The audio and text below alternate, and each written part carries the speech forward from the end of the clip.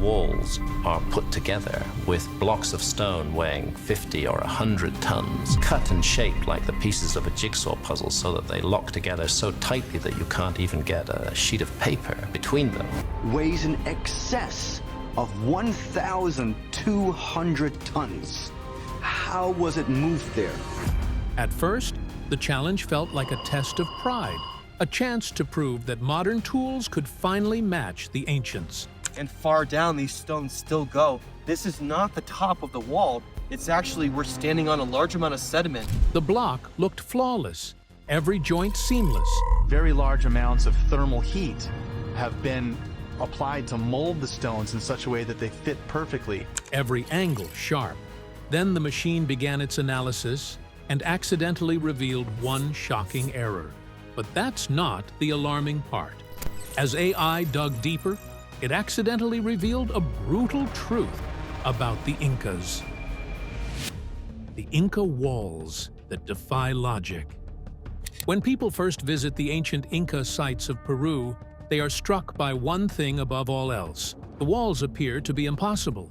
At Sacsayhuaman, Machu Picchu, and Ollantaytambo, there are stone structures built on a scale and with a precision that defies ordinary explanation. These are the mysterious ruins, nearly 13,000 feet. The individual stones are not small bricks, but massive blocks, some weighing more than 100 or even 200 tons. Despite their size, the stones are not simple rectangles. They are polygonal, with multiple angles and irregular surfaces, yet they interlock with an accuracy that is still unmatched. They lock together so tightly that you can't even get a sheet of paper between them. Visitors often try to slide a sheet of paper or the edge of a razor blade into the joints between the stones, but nothing goes through. The joints are seamless, and the blocks remain locked together without the use of mortar. The sheer size of the stones is astonishing on its own, but what makes them remarkable is the way they fit together. This speaks to the monumental effort and genius of the Inca world. These are not uniform blocks, stacked like Lego pieces. They are carved into complex shapes that interlock in every direction. Some walls contain stones with more than a dozen sides, each one shaped to fit its neighbors perfectly. This irregular pattern gives the walls both beauty and strength. Modern engineers call them polygonal masonry. The effect is so precise that it appears as if the blocks were molded like clay, even though they were cut from some of the hardest rock available in the Andes. The human cost of building these walls was immense. Historical accounts and legends suggest that tens of thousands of workers were needed. Unlike later civilizations, the Inca did not have wheels, draft animals for hauling, or iron tools. They relied on ropes, levers, and human muscle. To move blocks that weighed as much as a locomotive engine, they had to drag them over great distances. Some stones were quarried many kilometers away from the building sites. Workers used wooden rollers and sledges on rough paths carved through the mountains. Spanish chroniclers who witnessed these efforts described people collapsing from exhaustion. Rumors even persist that some workers died when stones slipped or toppled, crushing those who guided them. It was back-breaking work that demanded extraordinary coordination and sacrifice. Even once the blocks reached the building site, the challenge had only begun. Carving and shaping stones like andesite and diorite is a puzzle in itself. Both are very hard rocks. Andesite is a volcanic rock, and diorite is a coarse-grained stone even harder than granite. The Inca did not have steel chisels or diamond tools. They used stone or bronze implements, combined with sand as an abrasive, and possibly repeated heating and cooling to weaken surfaces. This just can't be done really with copper chisels and stone hammers. How they achieved such smooth and perfectly matching cuts using these primitive methods remains one of archaeology's great puzzles. The process would have taken enormous time and effort, especially on such a large scale. Another mystery lies in the way the walls perform under stress. The Andes are one of the most seismically active regions in the world. Earthquakes are common and devastating. Modern buildings made with mortar often crack or collapse under heavy shaking. Yet Inca walls have survived centuries of earthquakes without serious damage. Engineers now understand that the polygonal shapes and the slight inward tilt of the walls allow them to shift and sway during tremors. Instead of breaking apart, the stones absorb the energy and settle back into place. It is a design so effective that earthquake engineers still study it today. We know that the extraterrestrials more than likely are the source of what they call gods. What makes the achievement even harder to grasp is the lack of written records. The Inca did not have blueprints or detailed drawings that have survived. There are no preserved manuals or toolkits that explain their methods. Scholars are left to speculate. Some argue that the Incas used small-scale clay or wooden models to plan their blocks. Others believe they relied on patient trial and error, shaping each block against its neighbor until the fit was exact. There are also theories that techniques now completely lost to history were employed. None of these explanations are fully satisfying, which is why the mystery of Inca stonework continues to puzzle experts. I believe that it's a combination of the Space Brothers' technology. With so much mystery surrounding the stones, modern researchers set out to answer a burning question. Could we replicate just one block today with all our advanced tools? The bold attempt begins. The decision to replicate one of the so-called impossible Inca blocks was not taken lightly. A group of archaeologists, engineers, and experienced stonemasons came together with a shared purpose. They wanted to test whether modern humans, armed with advanced tools and technology, could reproduce what the Incas had done centuries earlier. Their motivation was both scientific and emotional. Oh, wow. It really reveals so much. Look, there's more. All over the top of this mountain, there's these little features. On one hand, they wanted to collect data that might help explain the techniques used by the Incas. On the other, they wanted to prove that with today's knowledge, it was possible to stand shoulder to shoulder with the ancients. To them, the project was more than an academic experiment. It was a direct confrontation with one of history's greatest unsolved engineering puzzles. It's almost extraterrestrial in a sense. Someone had to have taught them these techniques. The first step was choosing the right stone. After much discussion, they selected andesite, a dense volcanic rock commonly used in Inca walls. Andesite was chosen for two reasons. First, it was authentic, matching the material that could still be seen at Machu Picchu and Sacsayhuaman. Second, it presented the same level of difficulty. Andesite is extremely hard. Shaping it requires both skill and patience, even when modern cutting tools are available. Quarrying andesite was the team's first major hurdle. They had to cut multi-ton boulders from a quarry, lift them using cranes, and load them onto trucks for transport to the test site.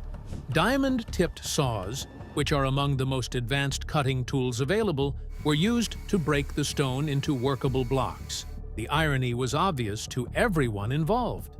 Even with powerful machines, cranes, and trucks, the effort required to move a single block reminded them of the enormous challenge the Incas had faced without any of these aids. Especially the Inca, they would have used massive human workforces working for massive amounts of time. Once the stone was sourced, the planning stage began. The team gathered high-resolution images of existing Inca walls, focusing on blocks with complex angles and multiple faces. They did not want to create a simple rectangular block. That would not capture the essence of Inca masonry. Instead, they chose a model block that could theoretically interlock with others.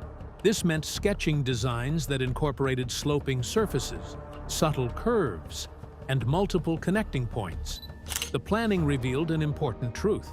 The Incas had not just stacked stones, they had engineered interlocking systems. Each block was designed with its neighbors in mind. Replicating this required more than skill with tools. It required foresight and precision from the very beginning. The stonemasons then moved to the early shaping process. This stage involved cutting the broad surfaces of the block, gradually working it into the planned design. They used grinders, chisels, and precision measuring instruments. Each angle had to be exact, each face carefully aligned with the sketch. Even a minor error could ruin the entire attempt. The workers cut slowly, often stopping to measure and compare their progress with the design plans. Sparks flew as grinders bit into the rock, and clouds of dust filled the air. Although the work was demanding, spirits were high at this stage. The block began to take on a recognizable shape, and for the first time, it resembled the massive stones seen in Inca walls. The team felt encouraged. There was a sense of optimism in the air. Some joked that perhaps the challenge had been exaggerated. If they could shape such a block in a matter of weeks, maybe the impossible reputation of Inca masonry was overstated. The atmosphere was hopeful, confident, and even playful. It seemed, at least in those early hours, that the ancient mystery was within their reach. But the more stone they cut away, the more the enormity of the Inca achievement became clear. Struggle, perseverance, and triumph. The first weeks of shaping had been exciting, but once the rough surfaces were done, the real test began. What remained was the slow and unforgiving work of refinement. Every adjustment required hours of grinding, measuring, and rechecking. What looked like progress from a distance often vanished under close inspection. A surface that appeared smooth still had imperfections. A corner that seemed aligned was slightly off. The finer the shaping became, the longer each step dragged on. Hours passed just to improve one face of the block by a fraction of a millimeter. The block was meant to fit against a template wall the team had prepared, and this was where the difficulty truly showed itself. Moving the block into place was an ordeal in itself. Cranes lowered it carefully, while workers guided its edges into position with hand signals and shouts. When it touched the wall, the truth became clear. There were gaps. They were tiny, almost invisible, but unmistakable. This is a vault stone, and so for us, this is a very distinctive type of stone. One of the stonemasons shook his head and muttered, "It looks perfect, but it isn't." The block had to be lifted out again, turned, and ground down in small areas. The cycle repeated over and over: cut, lower, test, and lift again. The physical toll on the team grew heavier with every passing day. Shoulders ached from holding tools against vibrating stone. Dust clung to their skin and filled their lungs despite protective masks. Backs burned from bending and twisting while checking angles. Hands blistered from gripping grinders for hours on end. Tempers sometimes flared. At one point, after yet another adjustment failed, an engineer threw his gloves to the ground and shouted, "How did they do this without machines? This is insane." The room went quiet, and for a moment, doubt lingered in the air. Yet, even in the middle of their exhaustion, the team found moments of hope. Each time the block settled a little closer against the template wall, morale lifted. When one worker ran his fingers across a joint and felt the surface smooth under his hand, he smiled and said, "We're getting there." Small victories like these kept them moving forward. Still, the emotional roller coaster was hard to endure. Some nights ended in frustration, with team members leaving the site in silence, unsure if they were chasing the impossible. Other nights ended in cautious optimism, as the block inched closer to the level of perfection they were seeking. Fear and frustration were constant companions, but so was pride. They reminded each other why they had taken on the challenge. One archaeologist told the group, "If we give up, then we prove everyone right who says this can't be done. If we keep going, at least we'll know what it cost to come this far." That resolve pulled them through. After countless adjustments and seemingly endless days of grinding, the moment of triumph finally arrived. The block was lowered once more into place against the wall. The workers held their breath as they tested the joints. This time, the block slid in so tightly that no light escaped between the seams. A stonemason pressed a razor blade against the joint, and it would not pass through. He looked up, smiling through the dust, and said simply, "Perfect." The exhaustion of the past weeks lifted in an instant. Relief spread across the team. Some clapped each other on the back, Others laughed in disbelief. One worker, sitting down heavily on a crate, whispered, "We did it! We actually did it!" Pride and satisfaction filled the room. They were convinced they had finally equaled the genius of the Incas. To the naked eye, their block matched the legendary craftsmanship of the ancients. Convinced they had equaled the ancients, they were about to face the ultimate test. Enter AI, the challenger.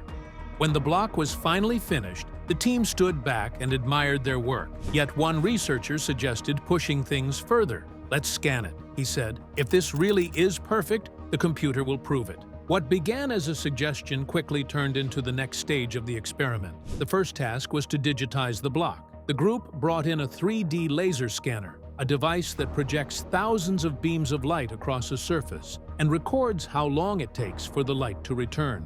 They did not have the advanced technology that we have today, so it's really a marvel. By moving the scanner slowly around the block, they captured every bump, curve, and angle of the stone. The machine built a model point by point until the block was reconstructed in virtual space. Unlike the human eye, which could only notice visible cracks or misalignments, the scanner measured down to fractions of a millimeter. What emerged was a digital twin of the block, so detailed that even the smallest surface scratches appeared. Once the scan was complete, the digital model was loaded into AI optimization software. This was not a simple program, but a set of algorithms designed to test geometry, alignment, and stability under different conditions. In simple terms, the AI could take the block, analyze every surface, and then simulate how it would behave in the real world. It could test not only the fit against a wall, but also how it would respond to pressure, vibration, and heat. The challenge given to the system was clear. First, evaluate the block as it existed. Second, determine if a more optimal version could be designed. The team's expectations were modest. After weeks of backbreaking work, they felt confident that the block was perfect. And this back part of it is cut like this, angled, and that would have stuck into the wall. One stonemason joked, "The machine is going to get bored. There's nothing left for it to find." Others nodded in agreement. Some secretly hoped the AI would declare the block flawless, validating all their labor and sweat. They were ready for praise, not criticism. The setup was straightforward, but impressive. The AI began by examining surface alignment. It compared every plane of the block against the wall model, checking for microscopic gaps. Next, it tested stress distribution by simulating weight on top of the block, as if it were stacked in a real wall. It mapped out the points where the stone might bend or crack under force. The system then moved on to interlocking stability, calculating how the block would hold up during external forces like earthquakes. It even ran tests for temperature changes, since heat and cold can expand or contract stone, opening weaknesses that the human eye cannot predict. What made this process so powerful was the speed and precision. Where the team had spent weeks grinding, lifting, and retesting by hand, the AI ran thousands of simulations in a matter of hours. It examined not only the current block, but millions of small variations, asking questions such as, what if this corner were sharper? What if this angle were 2 degrees steeper? What if this surface were reduced by 1 millimeter? By exploring countless options, the system could see possibilities no human would ever test. The team watched as data filled the screen. Color maps highlighted areas of strength and weakness. Graphs plotted the stability curves. At first, they smiled and joked, still convinced the results would confirm what they already believed. The atmosphere was light, almost celebratory. "We'll frame the report and hang it on the wall," one of the engineers said with confidence. But when the AI's assessment came back, it shattered their confidence in an instant. AI spots the invisible flaws. When the AI finished its simulations, the team crowded around the monitor. They expected a simple report, perhaps confirmation that the block was as close to perfect as they believed. At first, the data looked harmless enough: lines, graphs, and color-coded surfaces glowing on the digital model. But as the details came into focus, their smiles faded. The machine had found problems that no one had seen before. The first revelation was about microscopic gaps. To the human eye, the block looked seamless. Fitting these blocks together baffles archaeologists and engineers today. No light shone through its joints with the template wall, and even a razor blade could not slip between the seams. But the AI's digital scan measured differences down to fractions of a millimeter. It revealed that certain areas of the block had spaces too small for humans to detect, but large enough to matter under real-world conditions. These gaps would not be visible during construction, yet over time they could allow moisture to seep in. In a climate with rain and temperature changes, water inside gaps could expand and contract, slowly weakening the bond between stones. The Incas, by contrast, had managed to eliminate these invisible flaws, creating joints so tight that centuries of storms had not broken them apart. Next came the criticism of angles and cuts. The AI displayed each surface in color-coded overlays. At first glance, the block looked aligned, but the system showed that several cuts were off by 1 or 2 degrees. The report labeled them inefficient. That word stung. It meant the team had wasted material and created edges that did not carry weight evenly. To human eyes, those mistakes were invisible. To the AI, they were glaring errors. The verdict was clear. A wall made of blocks like this would require more stone, more labor, and more time. And this was shaped with stone tools. This speaks to the monumental effort. Yet it would be weaker than the walls the Incas had built. The implication was humiliating. With diamond-tipped saws and modern machinery, they were still less efficient than builders who had used stone and bronze tools. The third, and perhaps most devastating critique, involved stress points under vibration. The AI simulated earthquakes by shaking the virtual wall in thousands of different ways, measuring how the block would respond. The results were alarming. While the block held firm under steady weight, repeated vibrations caused cracks to form along its weaker edges. Over time, those stress points could expand, eventually splitting the block. It's amazing, all the weight of the stones. The AI concluded that while the human block looked impressive, it did not have the same long-term resilience. In contrast, the Inca walls had stood for centuries in one of the most earthquake-prone regions on Earth. Their irregular, multi-angled stones acted like shock absorbers, dispersing energy and settling back into place without breaking. One of the clearest examples came in 1950, when a devastating earthquake struck Cusco. It began in the late afternoon with a low rumble beneath the ground. At first, people thought it was passing thunder, but within seconds the city was shaking violently. Roofs rattled, church bells clanged on their own, and then the real terror hit. Entire buildings began to tear apart as walls cracked and collapsed. People screamed as plaster rained down from ceilings, and centuries-old churches split open in front of their eyes. Stone towers swayed, then crumbled, sending clouds of dust rolling through the narrow streets. Families fled into the open, crying out in panic as the earth continued to heave beneath them. By the time the quake ended, the destruction was staggering. A third of the city lay in ruins. Colonial-era churches and government buildings were reduced to rubble, and thousands of residents were left homeless overnight. Lives were lost in the chaos, and the historic heart of Cusco was scarred with collapsed facades and piles of broken stone. Yet in the middle of this devastation, one thing had not fallen. The Inca walls, the massive stones fitted together without mortar, still stood. Their interlocking joints had flexed and shifted with the tremors, absorbing the violence without breaking. While modern constructions collapsed in minutes, the Inca walls survived with little more than scratches on their surfaces. For the team, the findings were a crushing emotional blow. They had spent weeks shaping, grinding, and adjusting, convinced they had created a masterpiece equal to the ancients. Now, in a matter of seconds, the AI had stripped away their pride. But the machine was not finished. It had done more than expose flaws. Now it set out to design a block of its own. The superhuman block. This process relied on what computer scientists call generative algorithms. Instead of following one fixed design, The AI explored thousands of possible block shapes. Wow, look at that. Yeah. Wow, es impresionante, wow. Testing each one virtually to see how it would perform. The redesign process focused on several goals at once. The first was zero-gap interlocking. The AI aimed to eliminate every microscopic space between the block and the template wall. Each surface was reshaped to press perfectly against its neighbor. The second goal was maximum seismic resistance. The system ran earthquake simulations on every design, looking for shapes that distributed stress evenly and absorbed vibration without cracking. The third priority was minimal wasted material.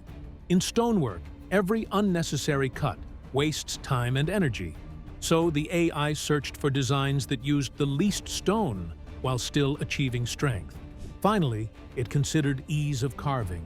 The program calculated the number of tool passes that would be needed for each design, favoring options that could theoretically be shaped more efficiently. To achieve these results, the AI used a process similar to evolution. It began with thousands of random variations of the original block, each with slightly different angles, cuts, or surfaces. It tested every variation through digital simulations, scoring them against the 4 goals. Designs that performed poorly were discarded.